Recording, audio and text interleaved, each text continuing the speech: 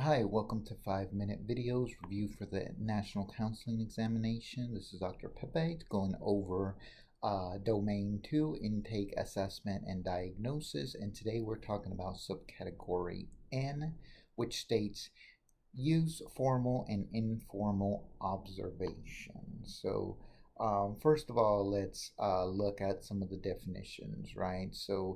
Um, Part of making observations is to notice the nonverbals, right? Going back to Gestalt and Fritz Perls, he was certainly a master at looking at some of the nonverbals. Instead of focusing on what the client said, he would focus on the hand movement or the tapping. If you remember some of the Gloria videos, with her smoking, he really emphasized what are some of those nonverbals. Assessment in general is a systematic process of gathering information.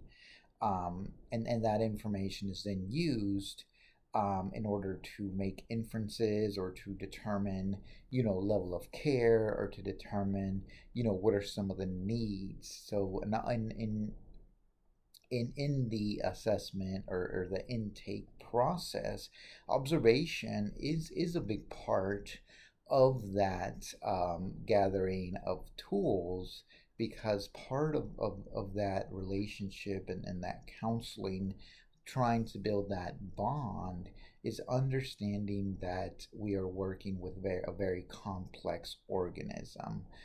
We are working with someone that has, many types of variables, and all these variables is part of the assessment process. Now, when the subdomain talks about formal assessments, here you're trying to quantify, right? So when I think of formal, I think of Dr. B.F. Skinner, who was kind of the behaviorist, and he emphasized, what is observable. If it's not observable, then I don't care about it, right?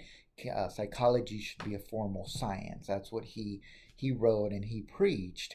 So for me, formal observation is what can I quantify, right? If the client is coming with stains on his shirt, his or her shirt, or if they're coming and they're they're walking in a side to side, their eyes are looking, like they haven't slept.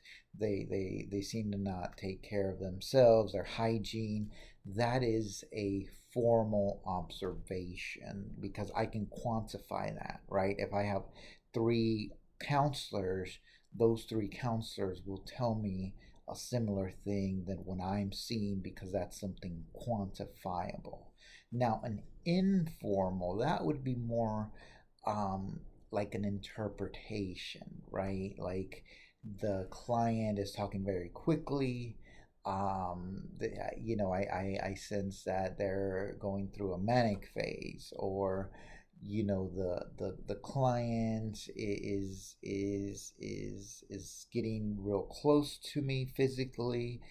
I sense that there could be boundary issues. All of those are informal observations. You can't necessarily quantify it, like if I just say, this client has 5 fingers. That's something I can, observe quantifiably. But an informal, that is more of that interpretive. You're making some of those judgment calls. Now, both informal and formal are important, because again, you want to get as much information as you can.